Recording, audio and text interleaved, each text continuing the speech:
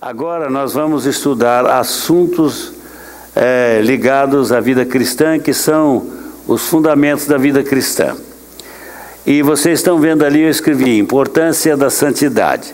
Eu hoje vou apenas fazer uma aberturazinha, mas a partir talvez de janeiro, porque domingo de dezembro nós vamos usar para outros propósitos. E em janeiro, a partir de janeiro, nós vamos entrar estudando assuntos relacionados à vida cristã prática. E nós vamos começar com santidade, com santificação. Hoje é apenas uma abertura. Vamos lá para o livro de Hebreus. Vamos, Hebreus 12.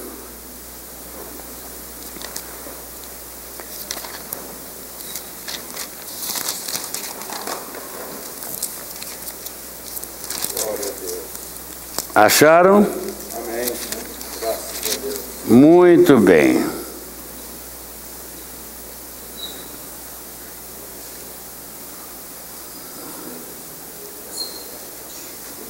Vamos ler no capítulo 12 de Hebreus. Vamos ler até o verso de número de 1 a 17. Cada crente vai ler um versículo, mas leia bem alto e bem claro, né? Então eu começo. Portanto, também nós, visto que temos a rodear-nos tão grande nuvem de testemunhas, desembaraçando-nos de todo o peso e de todo o pecado que tenazmente nos assedia, corramos com perseverança a carreira que nos está proposta. Olhando para Jesus, autor e consumador da fé, o qual, pelo gozo que lhe estava proposto, suportar a cruz, desprezando a afronta, e assentou-se à destra do trono de Deus. 3. Considerai, pois, atentamente aquele que suportou tamanha oposição dos pecados contra si mesmo, para que não os fadigueis desmanhando em vossa alma. 4. Ainda não resisti até o sangue, combatendo contra o pecado. E estáis esquecidos da exortação que como a filhos discorre convosco. Filho meu, não desprezes a correção que vem do Senhor, nem desmares quando por ele és reprovado. 6. Porque o Senhor corrige a quem ama e açoita todo a quem é sério. 7.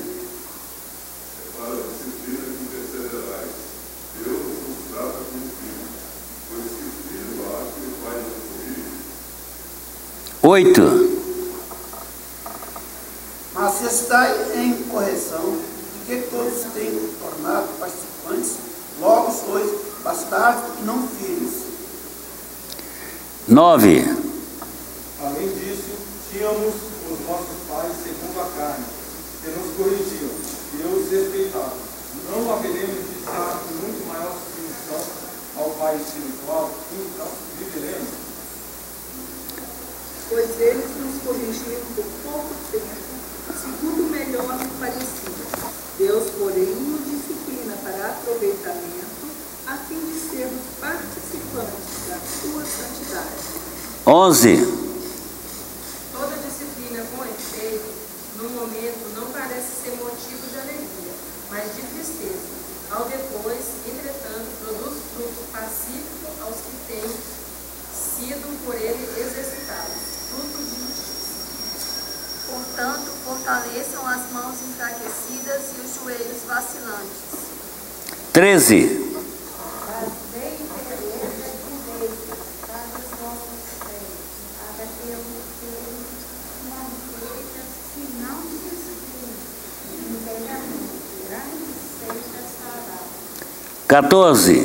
Orai vai viver em paz com todos a santificação, sim, a qual ninguém verá o Senhor. Vamos repetir junto 14? Segui a paz com todos e a santificação, sem a qual ninguém verá o Senhor. Verso 15, outro irmão pode ler. Atentando diligentemente, porque ninguém seja faltoso, separando-se da graça de Deus, nem haja alguma raiz de amargura, que brotando vos perturbe, e por meio dela muitos sejam contaminados. 16. E não haja nenhum imoral ou profano como Esaú, que por uma única refeição vendeu seus direitos de herança como filho mais velho. 17. Vamos ver juntos 17? Pois sabeis também que posteriormente, querendo herdar a bênção, foi rejeitado, pois não achou lugar de arrependimento, embora com lágrimas o tivesse buscado. Muito bem, é interessante, irmãos. O Esaú brincou com as coisas espirituais. Não foi Jacó que roubou a bênção dele. Foi ele que deu a bênção, vendeu a bênção por um prato de comida, por um repasto, diz o texto original, né? Em troca para matar a fome. Ele tinha ido caçar para o pai. Quando voltou, Jacó estava fazendo um guisado assim vermelho, muito gostoso, estava com cara de gostoso, e ele faminto. Esaú era meio da pança, né? Gostava de comida. Aí ele pediu comida ao Jacó. O Jacó também era negociador, trapaceiro como um só, não é? Não tem jeito, o Jacó era terrível. Mas o Jacó, ele era interessante. O Esaú era um caçador, um brutamontes, não se interessava pelas coisas de Deus, estava interessado na vida de comida, na carne, né? E Jacó não. Jacó, ele pensava nas coisas a longo prazo. E uma coisa, o Esaú não dava bola para a primogenitura. Qual é a vantagem da primogenitura de alguém numa família? Qual era a vantagem do primogênito? A herança era dele na maior parte. Ele tinha herança em dobro. Tem uma coisa, também ele era o herdeiro da história da família. E Jacó sonhava com isso. O Esaú não. O Jacó sonhava em ser o continuador. Em outras palavras, o Esaú nunca pensou em ser patriarca, mas o Jacó pensava. Ele queria ser o esteio da família,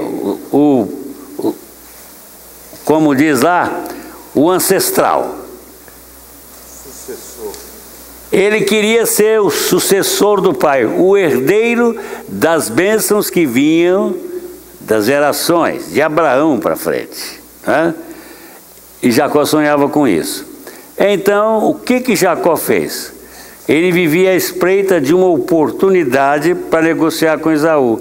E foi no dia da sua fome que ele... Cuidado com fome, gente, porque a fome leva a gente a vender a primogenitura. A gente, uma coisa que a gente não resiste muito é fome, né? Não pensa muito, não. Mas então Esaú voltou da caçada, faminto, e o Jacó armou o negócio. Ele fez a cozinha dele na estrada que Esaú ia chegar, ou no ponto que Esaú ia chegar. O Esaú veio de longe, ele sentiu o cheiro da comida do Jacó, e aí já veio com a vontade de comer. Foi pegando o prato de Jacó, para lá, isso aqui não é comidinha para todo mundo, não. Que negócio nós vamos fazer? Que tal a primogenitura? Ele disse, puxa vida, aí eu estou morto de fome, vou estar lá preocupado com primogenitura? Pode ficar. Ah, é? Então pode comer. Come a panela inteira. Fez negócio, Esaú vendeu. Aqui, irmão, revela alguma coisa muito séria para nós. É que a gente pode acostumar num sistema que, não obstante a gente saber de realidades espirituais, mas essas realidades não são o centro da nossa preocupação. O Esaú desenvolveu o seu caráter, a sua vida, em torno de caçadas, de mulheres e da vida comum. Ele era um homem da terra. Ele não desenvolveu a sua vida espiritual. Ele não estava preocupado. E isso resultou numa vida de indiferença. Quando a gente cai na indiferença, vivendo uma vida relaxada, em termos espirituais, a gente se acostuma com esses relacionamentos, ou com esses relaxamentos. O negócio de cauterizar o quê? A mente, a consciência. A palavra, no Antigo Testamento não tem a palavra consciência, no Novo tem. A gente pode cauterizar a consciência da gente. É por isso que a gente não deve dar lugar à carne. Porque se a gente der, ela vai administrar a vida da gente. E chega um momento que você não pode usar de recurso espiritual nenhum. O Esaú, no momento que ele precisava de arrepender para acertar a vida dele, não houve lugar no coração, na mente, na vida de Esaú para arrependimento, gente. Porque ele brincou com isso a vida toda, ele brincou com as realidades espirituais. Ele não se aprofundou em nada, ele vivia uma vida terra a terra. E quando a gente cai na vida terra a terra, a gente vai viver na terra. Perde a visão do alto. E não pode perder a visão do alto. Por isso nós devemos estar ligados na dinâmica bíblica para a nossa vida cristã. Gente, por favor, eu fico triste porque eu queria viver muitos anos mais. Eu queria viver 200 anos, para ficar 200 anos no pastorado. Para ficar, eu comecei com 28, para ficar 170 anos como pastor. Eu gosto de compartilhar a palavra, eu gosto da palavra. Então, irmãos, a gente não pode menosprezar as coisas espirituais. Se a gente menosprezar, a gente cai no buraco. Não tem jeito, não tem alternativa. Quando a gente quer voltar, não há mais jeito. Não tem como mais, a gente vai afundando, é igual fez Caim. É interessante que quando Caim teve o problema lá com o Abel, Deus viu que ele estava transtornado. Ele ficou com muita raiva do irmão porque foi aceito e ele não foi. Aliás, parece que o Abel é o filho da mamãe, né? O Abel era muito família. E o Caim era um tipo do Esaú. O Caim fez aliança com o diabo. Veja uma coisa. E ele ficou muito furioso. E Deus chegou para ele e disse assim: olha, Caim, para, medita e pensa. Você está indo longe, Caim. Olha, no seu percurso, no seu distanciamento de mim, Caim, você está criando uma possibilidade terrível. E a figura de Deus para Caim foi muito interessante. O perfil do pecado traçado por Deus para Caim foi muito importante. Ele diz: Caim, se você fizer o bem, você pode reverter o quadro. Mas se você continuar nesta rota de destruição, de ódio, de amargura que você está, vou lhe dizer uma coisa: o pecado está à espreita. É interessante, é como a visão, a figura de Deus é como se houvesse um leão pronto para pular em cima do Caim e destruí-lo. Olha, o pecado está esperando exatamente você andar o caminho todo para pegar você. Ele está à espreita, Portanto, Caim medita. O problema, Caim, está nas suas motivações erradas. Aliás, esta é a origem do seu problema, motivação errada. Você tem motivações erradas, Caim. Você está agarrado às coisas, à sua fazendinha. Para com isso, Caim. Eu estou pronto, mas eu não posso aceitar você nessa situação que você está. Você está aberto para o mal. O mal vai devorar você. Maria Luísa, abra para o mal e ele vai te devorar. Ele vai devorando. Vai alimentando ódio no coração e ele vai lhe devorando. Vai tendo raiva, ira. Vai se alimentando da carne e ela vai devorar a sua vida. Irmãos, vida de relação com Deus, com as pessoas, a começar com uma mulher chamada esposa ou com um homem chamado marido, isso tem que ser tratado e alimentado com muito carinho. Não pode deixar criar ferrugem, não.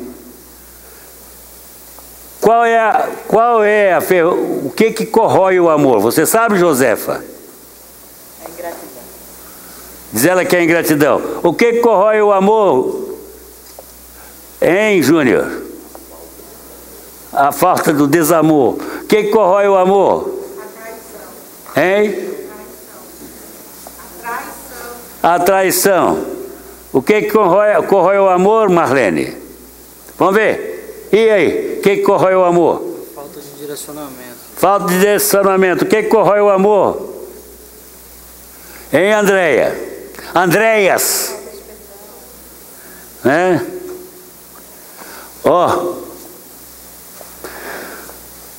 Você sabe o que corrói muito o amor? Hein, Marcos? Está na Bíblia. O que o apóstolo João, inspirado pelo Espírito Santo, diz sobre isso?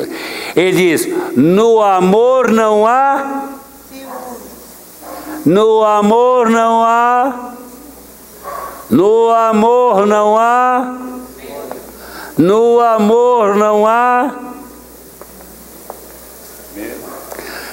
Diz o reverendo Abner Pereira Dutra, que não sabe andar sem Dona Alcileide. Ele diz que é o medo, e é mesmo. Hernandes, o medo é o cancro que mata o amor. Porque João diz: no amor não há medo, porque o verdadeiro amor faz o quê?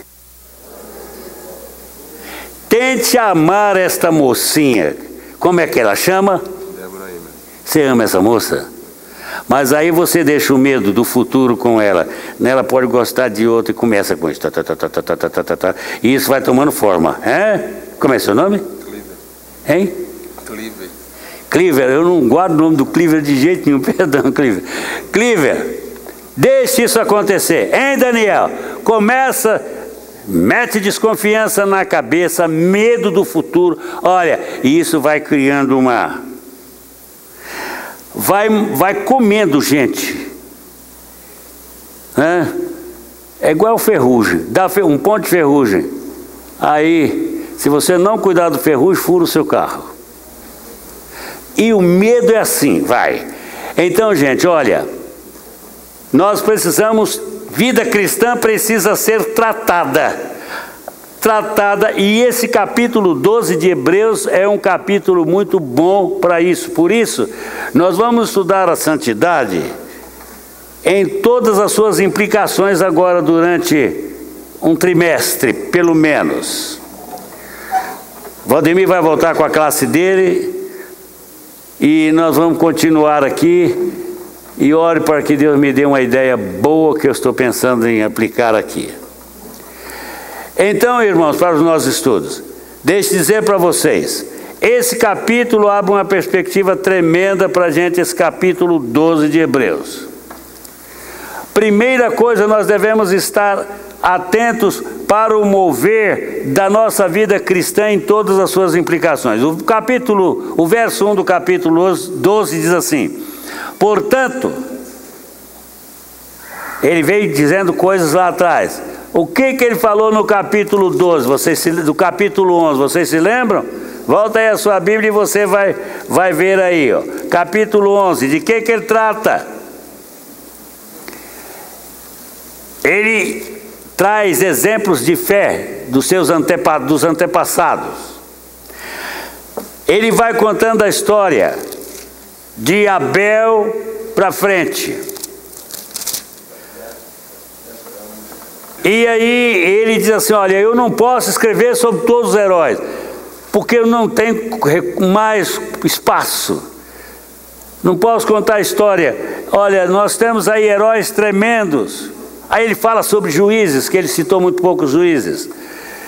E quando chega no capítulo 12, ele faz uma pausa e diz assim: portanto, também nós, visto que temos a rodear-nos tão grande nuvem de testemunhas, desembaraçando-nos de todo o peso e de todo o pecado que tenazmente nos assedia, corramos com perseverança a carreira que nos está proposta. E no verso 2 diz: olhando firmemente para o autor e o consumador da fé, Jesus, o qual em troca da alegria que lhe estava proposta, suportou a cruz, não fazendo caso da ignomínia. O que é ignomínia? É vergonha, né? Diz ele lá, não fazendo caso da vergonha de ser exposto. Gente, você sabe que judeu é um homem muito recatado. Judeu veste daqui até lá embaixo.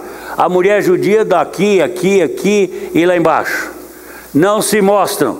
O judeu não mostra. Você vai em Jerusalém, você não vê os modismos do Brasil. Ah, país tropical. Tá lá. Isso é desculpa para pecar.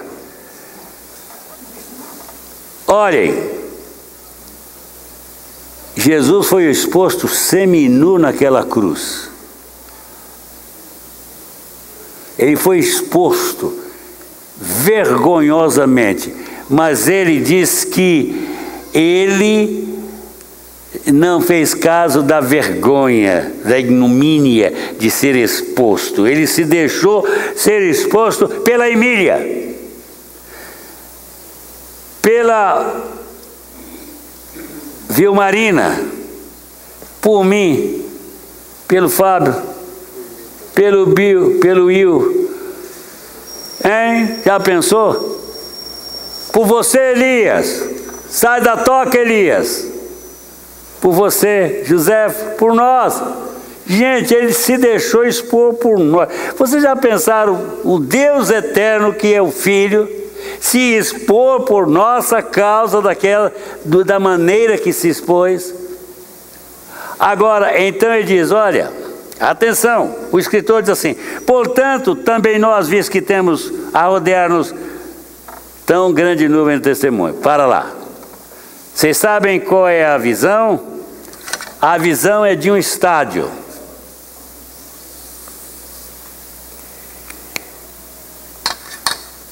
A visão é de um estádio. E está havendo Olimpíadas nesse estádio, né? Lá estão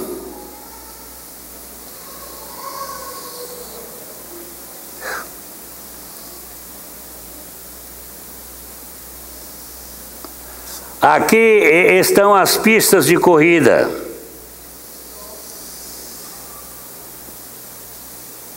Opa!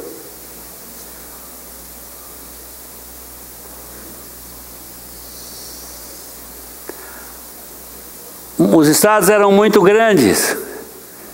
Diversão de pobre é estádio. E às vezes até dava um pão para a turma no estádio, né? E então agora, gente, os corredores estão correndo. Mas aqui para cá estão as arquibancadas lotadas. Eles estão todos olhando para quem está correndo aqui, para os corredores, aplaudindo, incentivando, gritando. A visão do autor de Hebreus é esta. Nós estamos correndo no estádio, nós estamos correndo atrás de um prêmio, nós estamos competindo. Vida cristã é comparada à competição esportiva. Nós estamos correndo por um prêmio. Todos nós estamos correndo, gente. Todos nós corremos. Tem alguns que não estão correndo, estão na do jabuti. Dá um passo, depois de 3 dias dá outro. Na vida cristã é assim. Mas, e estes daqui estão incentivando, estão dando tudo que pode para os corredores chegarem lá. Agora, quem são os que nos aplaudem? Todos os nossos antepassados que viveram gloriosamente por Cristo estão lá nos olhando na nossa corrida e nos incentivando, nos dando forças. É esta a visão de Hebreus. Estamos todos correndo a corrida em direção ao propósito para o qual nós fomos conquistados em Cristo Jesus. É uma grande nuvem. Agora, gente, nós estamos correndo, nós queremos ser aplaudidos, nós queremos ganhar o prêmio. Mas o que o atleta faz para entrar numa corrida? Ele se prepara. E eu pergunto a vocês, vocês acham que ele vai lá para a pista de terno e gravata, sapatinho caro, agarradinho? Não. Como é que ele vai para lá? O atleta grego, o atleta antigo, ele corria quase nu, para não ter nenhum embaraço, nenhum peso. Você já tentou correr carregando 20 quilos? Não dá para correr. Não dá para correr vestido bem, de gravata, não dá. Nós estamos lá. Mas não é só isso, correr com pouca coisa não. Mas, gente, há muita gente que está correndo. O que você diria, Daniel, do atleta que fosse de terno correr numa pista? Os caras estão doidos. Ele não está funcionando, não. Ele quer mostrar que é bom, não dá para correr de terno. Terno dá para a gente fazer um casamento porque fica parado. Mas olha, gente, o que o atleta faz, Daniel? Ah, você corre, né, Daniel? Tá bom mesmo, Daniel? Bamba na corrida. Daniel corre. Outro dia ele correu, né, Daniel? E aí, o que você faz? Treina, prepara, vai lá, corre, faz ginástica, perde uns quilos para não levar aquilo a mais, porque 5 quilos a mais é muito. Corredor, você já viu um corredor correr com imensa barriga? Não, perde a barriga. Tem que perder barriga, Bruno. Hein, Bruno? Toda a barriga. O Bruno aqui também. Tem que perder peso, porque carregar peso, atleta não carrega peso. Bobo o atleta que vai gordo para o campo vai perder. Hein, Edmar? Você vai competir na luta lá de judô? Você se engorda bem? Não, fica só músculo, né? Quando atraca o cara, parece uma catraca. Pronto. E quando o Edmar atraca, é para matar. Camarada foi usar o Edmar como modelo lá para como é que diz? Como cobaia. O camarada quase matou o que queria usar. Quando ele viu, ele estava apanhando o Edmar. Então, olha lá. A gente perde peso, dona Edith, para correr. Agora, o que nós estamos fazendo na vida cristã? Tentando correr com toda a nossa carga, o quê? Carnal. Ah, tô doido pro pastor ir embora para eu cair na dança. Tem gente, eu fico... Olha, gente, Eu estou ficando muito triste com esse negócio. Eu vou lá fazer o casamento do cara, eu oro pelo cara, ele faz votos, aí quando ele dá a festa, o que que tem? Uma música mundana, danada, daquela que toca muito alto, que mata a gente. Aí o Bruno vai cantar, né? Qual foi? O que você cantou primeiro, Bruno? Hein? Hein? Perto quer estar? Pois é. Aí de repente vai o cara com sax, com toda a força do mundo. O camarada senta num aparelho lá e põe todo o vapor no aparelho, quase mata a gente. E só música mundana, gente. Só coisa mundana. Daniel faz o aniversário da filha dele e me convida para ir no aniversário. Chega lá, põe música só do Chacrinha. Não é nada, né, Daniel? Graças a Deus que não. Aí o Vilaça, que ficou orando pelo camarada, leva tinta, porque vai sofrer. A gente tem que ser como o Silas.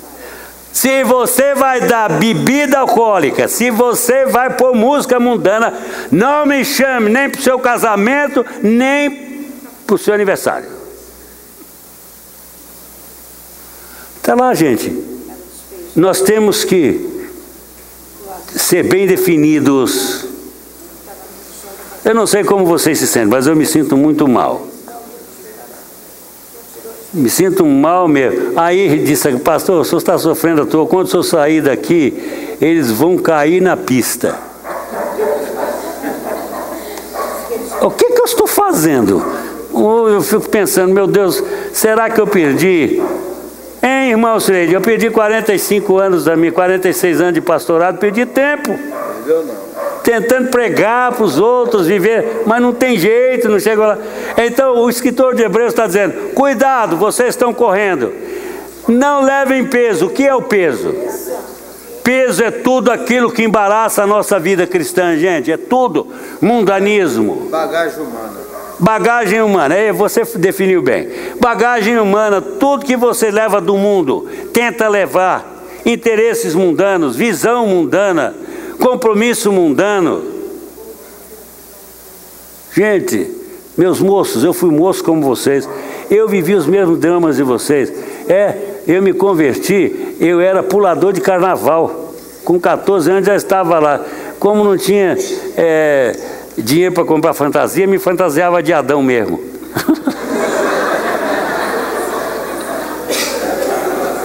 Mas estou eu lá. Eu era conhecido pequeno, Hernandes, como Zé do Soli. O Zé do Soli. Lá. Disso eu conheço. Meu aniversário de 13 anos eu fiquei bêbado que nem um gambá. Eita, vida boa. De lá eu saí, Elias. Eu sei o que é isto. Isso leva a gente para o profundo do inferno, a viver sem sentido, sem motivação. Eu era um camarada atrapalhado, sem esperança, sem Deus no mundo. Agora que eu tenho esperança em Cristo, eu vou negociar o que Jesus tem me dado, mas não tem negócio comigo não, gente. Ô glória! Não tem jeito. Deus é poderoso assim mesmo. Agora, já pensou ser um crente nessa base, esperando o pastor ir embora para dançar? Você não estava pregando no lugar não. Aliás, quem sou eu? Morri na cruz por alguém? Não dei vida, não passei vergonha por ninguém. Apenas sou alguém que está esforçando para levar alguns comigo para o céu. Mas, gente, mundanismo, eu sou filho da família mais mundana que vocês possam pensar. Eu tenho de prostituta a cachaceira na minha família, assassina, eu tenho tudo. Saí deste mundo miserável. anos, pastor. Não vou viver não. Não vou viver para ele não. Agora, então, o escritor de Hebreus diz assim, gente, tira toda a sobrecarga. Não leve peso. Vocês estão numa corrida em direção a Canaã celestial. É uma competição séria, porque vocês estão competindo pelo reino de Deus. E para o reino de Deus, é pelo e para. O reino está dentro de vocês, vocês querem expandir esse reino que está dentro de vocês. De forma que nós devemos ter consciência de quem somos e tirar esses embaraços da vida. E ele diz assim, olha, vocês têm um modelo que é Jesus. Ele enfrentou todas as vergonhas, todos os obstáculos para tirar vocês do inferno e levar para o céu. Portanto, ele é o padrão de vocês. Agora, ele sofreu a oposição de todo mundo. Tudo isso por causa da alegria. A alegria de quê? De levar o Abner para o céu. De levar a Luísa para o céu. De levar você, meu irmão, para o céu. De me levar. Já pensou a glória de Cristo me tornar salvo? Me tornar filho de Deus? Estava lá afundado no inferno, sem esperança, sem Deus no mundo. E você, Fábio? Amarrado, vida amarrada, Júnior. Aí a gente pensa que a gente pode viver mais ou menos. Não há. Olha, em Deus não há mais ou menos, ou mais ou mais. É tudo. Deus não faz negócio. A sua vida, se ela é de Deus, Ele quer toda ela.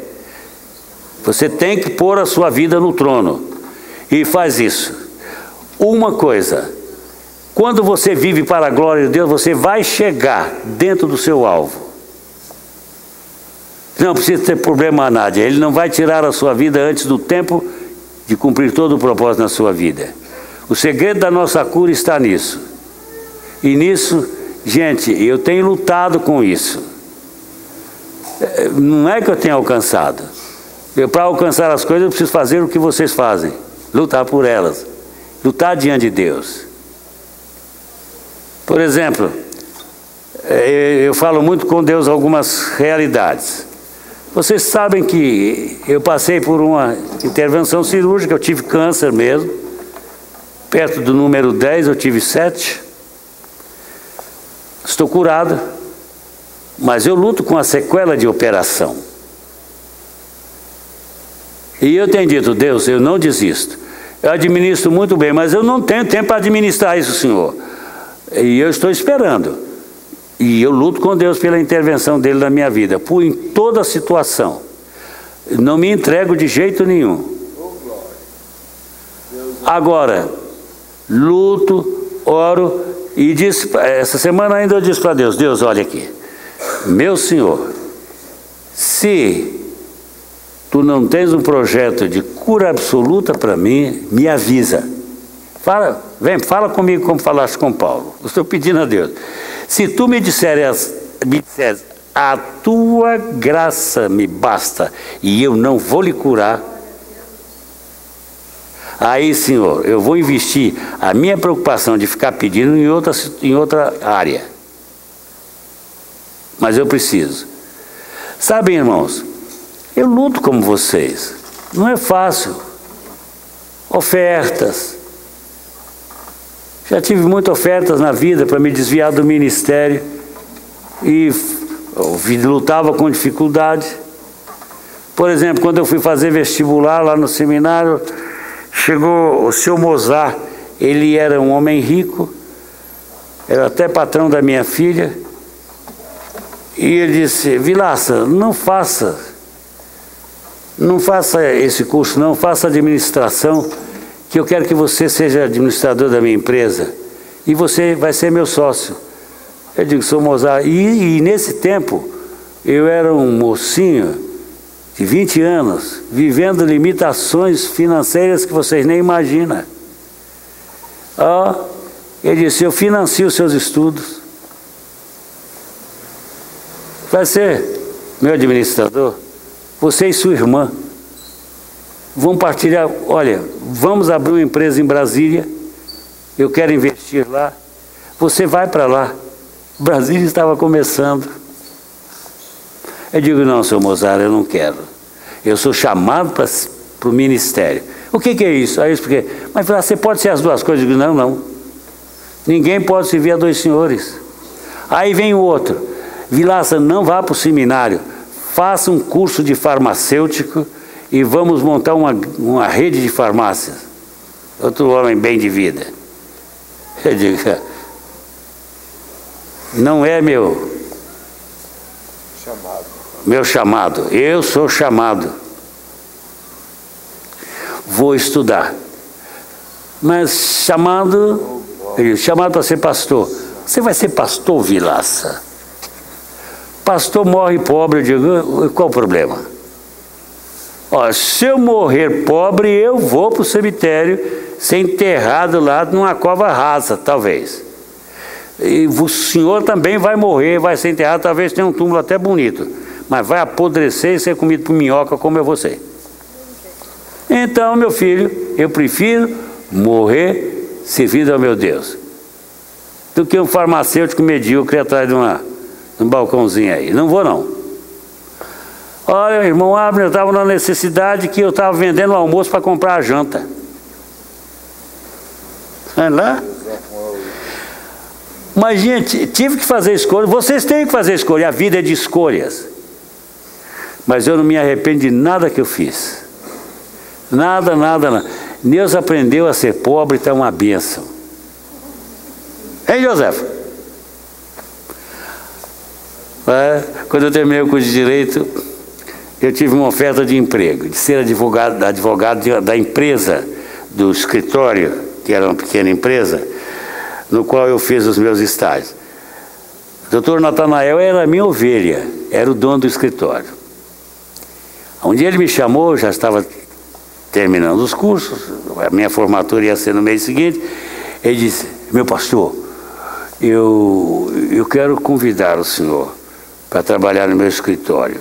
O senhor vai trabalhar de segunda a sexta-feira, é o convite que eu faço. O senhor vai cuidar da área de direito de família e vai cuidar da direito de trabalho. E eu vou lhe pagar 5.000 cruzeiros. Sabe quanto eu ganhava como pastor, viu, Marina? 1.200 cruzeiros. Vendendo o almoço para Neuza jantar. Vendi o meu para Neuza jantar. Aí ele disse, vem trabalhar comigo, pastor. Na hora o irmão Abner disse, opa, minha liberdade, aleluia. Quando cheguei em casa, Neuza estava lá. Ele disse, Neuza, estamos salvos. Salvo como? Salvo eu já estou. Salvo financeiramente. Eu disse, mas por quê? Eu disse, acabo de ser chamado para trabalhar no escritório para ganhar 5 milhas, praticamente 4 vezes mais do que nós ganhamos. Nossa liberdade, aleluia. Ele disse, não quero, não aconselho isso para você, não. Ele, o quê? Não é a nossa área. Você é chamado para ser pastor, eu sou chamado para servir o Senhor. Não vamos enrolar o meio de campo, não. Eu digo, então você vai cozinhar os dedos e orar para que nós saiamos desta igreja, para que Deus nos mande um convite salvador, porque essa igreja tem uma visão de gafanhoto, e aqui a nossa vida vai ser essa. Não quero que você seja. Eu digo, tá bem, amada, você não quer, eu não vou, né? Mas então, irmão, já perdi tantas chances. Depois vem uma empresa aérea também me convidando.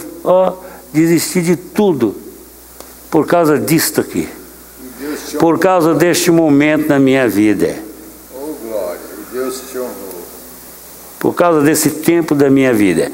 Então, irmãos, eu aconselho, a vida cristã, ela é tremenda e vale a pena qualquer posição séria que você tomar. Aqui, o escritor de Hebreus nos convida.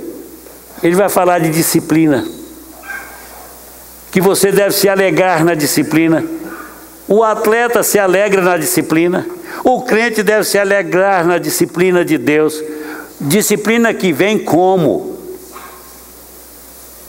De momentos como este, da leitura assídua da palavra. Não pode desistir. Não desista por ninguém. A minha bênção, eu convivi com crentes muito bons. Eu fui pastor de uma mulher chamada Maria Mitoso. Esta mulher orou sem parar 25 anos pela conversão de um marido enjoado, sem norte espiritual, mas ela lutou por ele. Ele se converteu depois de 25 anos, se tornou pregador e se tornou um diácono de primeira grandeza. Ele foi meu diácono. Que mulher valorosa! Aquela mulher lutava contra o inferno inteiro sozinha. Era uma mulher fabulosa, mas ela vivia intensamente a disciplina de Deus na vida dela.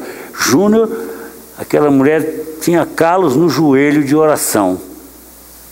Ela orava mesmo para valer. Ela era uma crente, não perdia culto, e velhinha, meu pastor, vamos embora. Era uma beleza, irmão Abner. Foi diaconisa comigo. Toda essa gente, isso tudo moldou a minha vida, e eu sempre ouvi bem o Evangelho. Eu era muito concentrado nisso, sempre fui. Então, irmãos, diz assim, olha, lembrem-se, ninguém chega lá sem disciplina. Deus quer disciplinar você. Ele quer que você o sirva e Ele trabalha na sua vida. E se você é filho, Ele vai disciplinar. Por que, senhor Abner, você disciplinava o Rubim, o Júnior, a Thaís? Porque você era pai e você queria o melhor para eles. E Deus é assim, dona Maria Luísa. O que você faz com os filhos, Ele faz em escala mais profunda conosco. Ele quer fazer, e Ele disciplina mesmo. E olha, às vezes, irmãos, nós pecamos, Júnior. Alguns crentes entram num processo assim e aí a gente vai lá, dá tudo para ele, para tirar da... Mas não é bom não.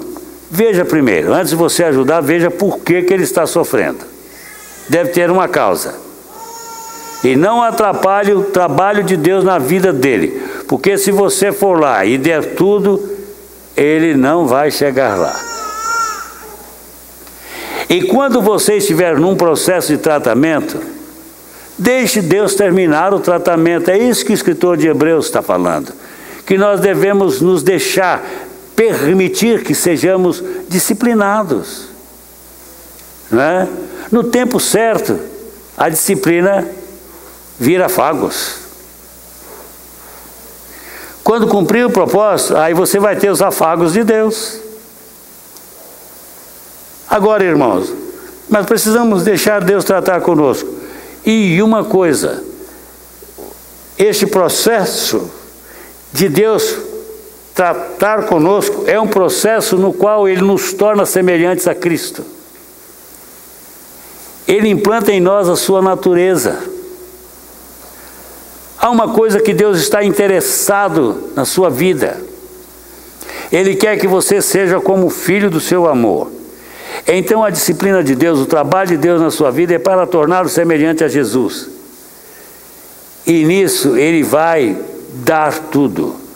Ele não quer um filho de qualquer maneira, relaxadão, que não se importa com nada. Ele quer homens que se deixem tratar. Deixe Deus tratar com você. Pague algum preço. Não é? Nós gostamos, gente, olha, nós estamos vivendo numa época materialista e hedonista. O que é isto? O que é materialismo e hedonismo?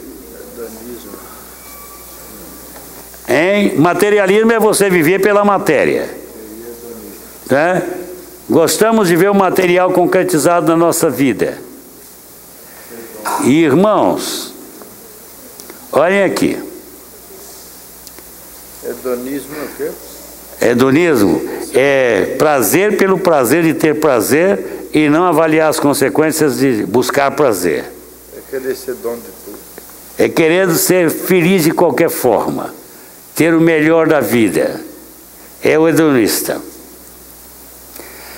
Olha, queridos, na verdade, nós precisamos tomar cuidado com a nossa vida no termos de como nós vamos viver de como nós vamos vivê-la. Quais as motivações que vão ser as nossas motivações? Hoje eu resolvi ser muito honesto com vocês. E eu quero que vocês entrem numa coisa. Uma perguntinha para todos vocês. Todos vocês. Vocês querem mesmo servir a Deus para valer?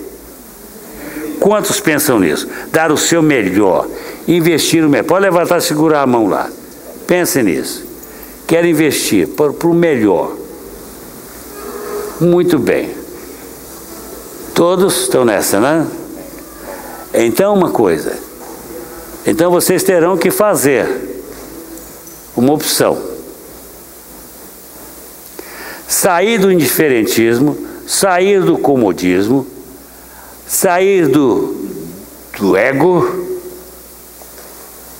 deixar esse interesse absoluto que nós temos por nós de lado e escolhermos aquilo que é o prioritário para a nossa vida.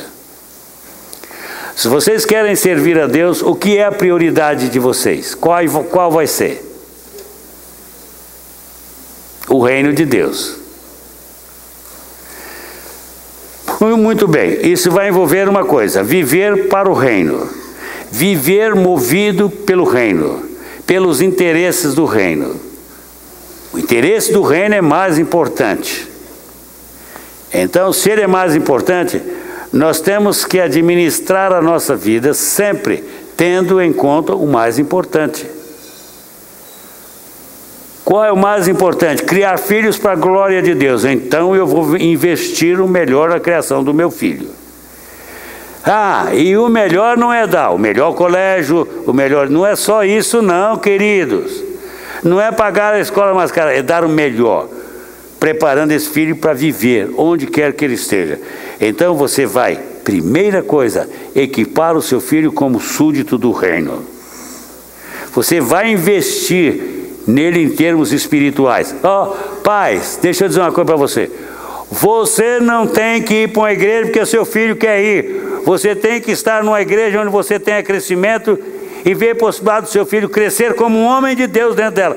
Não vai não. Não entra numa igreja simplesmente porque achou bonita, a turma é bonitinha, é faladora.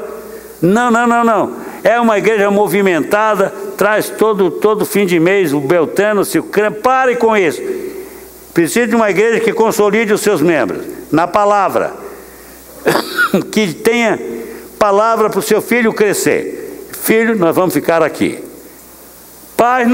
O pai não pode ter medo do filho, a mãe não pode ter medo do filho. Tem que dizer a verdade para ele, tem que fazê-lo viver na verdade. Se a sua filha está namorando o rapaz errado, fale para ela: filha, esse rapaz não é para casamento com você. Ele é desrespeitoso. E meninas, sai desses rapazinhos que só quer passar a mão. Namora no sistema Braille. Sai dele.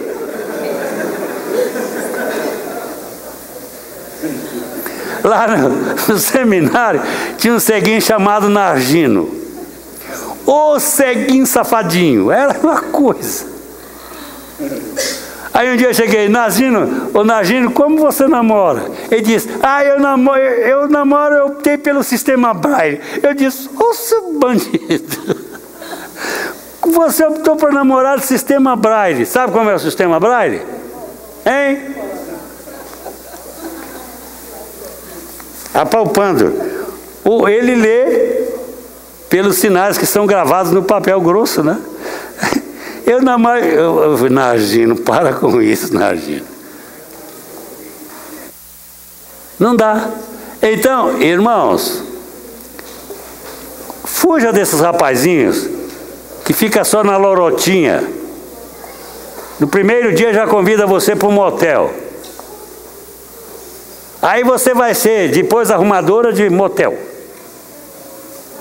Não pode deixar a sua filha assim não. Você tem que falar com a sua filha, lutar por ela. E meninas, cuidado, porque até na igreja nós temos aqueles que não só namoram pelo sistema Braille, mas pode tornar a sua mãe e avó fora do tempo. Temos que parar, gente. Uma moça tem que pensar no seu futuro. Não é o primeiro que vem, não. Vê se ele vale a pena. Vê se ela vale a pena. Conheça a menina. Aí o rapaz veio para mim e disse: pastor, não aguento mais não. Eu digo: qual o problema? Eu casei com a moça mais preguiçosa da paróquia, pastor. Pastor, eu tenho que levar comida para ela na cama, porque é preguiçosa. Não arruma casa, não arruma nada. É relaxada. Olha, eu vou dizer, o homem que casa com uma mulher dessa está frito. Frito, frito e frito, daquele bem frito. Hein, José? Mas se você casa com um rapaz desleixado também, tá no sal. Eu moças já casaram com um rapaz, chegaram para mim: pastor, manda o meu marido tomar banho. O menino cheira a guaxinim.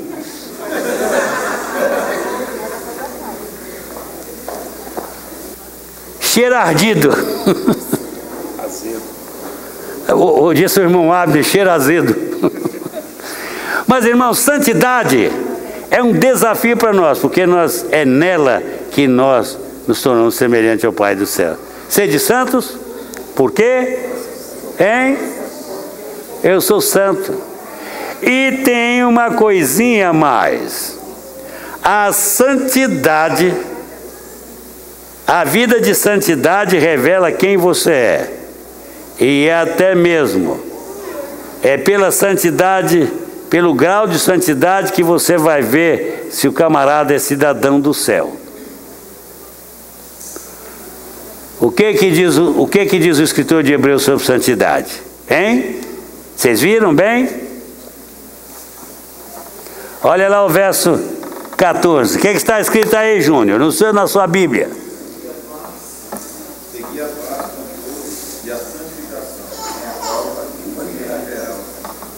O que é santificação? A santificação é o processo de você chegar à santidade. E qual é o limite da sua santidade? Até onde você pode ser santo? O que Deus diz nisso? A estatura do varão perfeito. Olha, vamos para 1 Pedro 2. 1 Pedro 1. Vamos ver uma coisa ali? Está depois de Hebreus. Olha lá. 1. Acharam? Amém.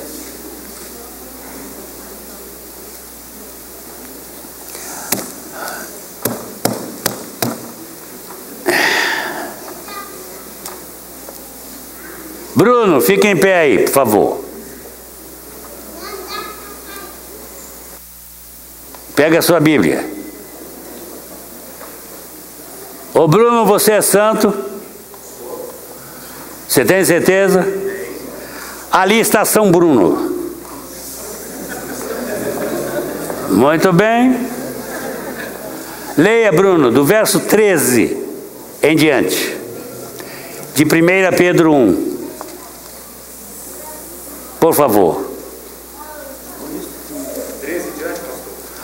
1 Pedro 1, de 13 em diante, até eu dizer, tá bom. Portanto, cingindo os lombos do vosso entendimento, sede sóbrios, esperai inteiramente na graça que se vos oferece a revelação de Jesus Cristo, como filhos obedientes. Não vos conformeis às concupiscências que antes tinhais, na vossa ignorância. Mas, começando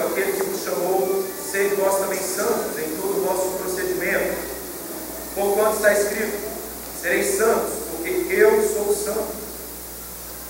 E se invocais por Pai aquele que, sem acepção de pessoas, julga segundo a obra de cada um, andai em temor durante o tempo da vossa peregrinação, sabendo que não foi com coisas corruptíveis, como prata ou ouro, que fostes resgatados da vossa vã maneira de viver, e por tradição recebestes os vossos pais, mas com precioso sangue, como de um cordeiro sem defeito e sem mácula, o sangue de Cristo, o qual, na verdade, foi conhecido antes da fundação do mundo, mas manifesto no fim dos tempos por amor de vós, que por ele credes em Deus, que o ressuscitou dentre os mortos e que deu glória, de modo que a vossa fé e esperança estivessem em Deus. Aleluia!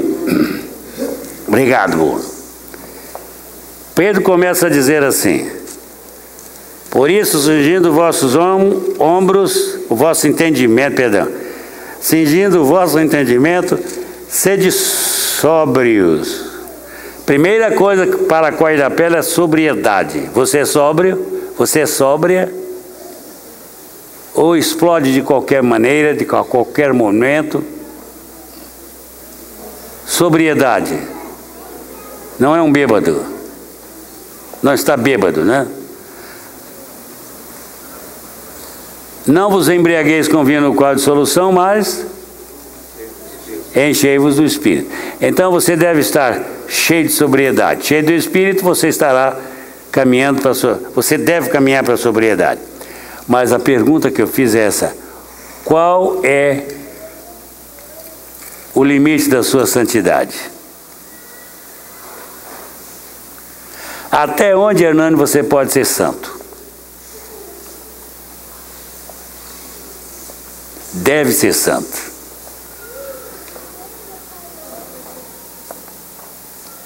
Como eu, sede santos, porque eu sou santo. Tornai-vos também santos em todo o vosso procedimento, como eu sou santo. Sede perfeitos, como é perfeito o vosso Pai que está no céu. O nosso limite é o próprio Deus. Nunca você vai parar de ser santo. A santidade é progressiva na vida. Mas para você chegar lá, você tem que começar com sobriedade. Torne-se sóbrio, equilibrado. Tenha uma vida cristã equilibrada, crescendo sempre na direção daquele que te remiu, que pagou o preço pela sua redenção. De forma, irmãos, que o nosso crescimento é ilimitado. E será que nós vamos chegar lá? Não, você não vai chegar à santidade de Deus. Mas Ele é que é o nosso modelo. É Cristo que é o nosso modelo. É o varão perfeito. Seremos um dia um varão perfeito, como Cristo é? Não. Mas a sua luta, Daniel, é para chegar lá. E não pode parar, Luísa. Mas aí, e se você vive entre gente que não dá bola para a santidade? Você corre perigo, porque você pode relaxar. A nossa tendência é imitar. Por isso uma igreja tem que lutar por santidade, gente. Essa é a nossa luta. E nós vamos ver aqui que há muitos desafios para a santidade. Agora, e o que acontece se você não viver se você não viver vida santa? Sem a santificação? Sem santificação. Se você não viver vida santa, você não verá Deus. Por isso, conselho. Eu vejo pastor Elias, eu vejo muita gente que tem problema com isso. Não, mas eu não sou santo, não. Sabe, Rui? Não sei o seu grau de santidade, mas você é santo. E não desconsidere esse fato, senhor Hernani. Você é de Cristo? É santo. Mas que santo, hein? Santo do pau oco. Sabe essa origem do santo do pau oco, Daniel? Isso foi de origem brasileira, hein? Sabe como é que eles traficavam ouro para Portugal? Fazia as imagens, furavam e enchia de ouro. Por isso é santo do pau oco. Tirava o ouro, o santo ficava oco. Tá certo? Se tirar Cristo, fica oco. Então a nossa vantagem está em Cristo. Então, ser semelhante a Cristo. E brigue por isso. Quando alguém disser assim, Hernani é um santo homem de Deus, aleluia, sou mesmo. Não vem com essa desculpa esfarrapada não, que muita gente... Não, mas eu também não sou assim não. É santo. Aquele é santo, naquele banco você é santo, não importa. Tem santo que está assim meio sujo, né? Está com a mente meio suja, mas ser santo de mente limpa. Olhos limpos. Ô gente, será que a gente tem que ter um olho sempre maldoso? Hein? Olhos mal. Hein, Fábio? Não precisa não. A sua vida pode ser administrada, você pode ser santo no seu olhar. Pode olhar para mim esse universo e dizer, moça linda, não pecou. Aleluia. É aí que Deus quer que você chegue. Vai ficar babando. Aí já é diferente. Aí vocês têm pergunta para mim? Quem tem pergunta para mim? Está satisfeito? Deu para dar introdução no assunto? Foi introdução. Ficou boa a introdução, Adriano? Então você é santo.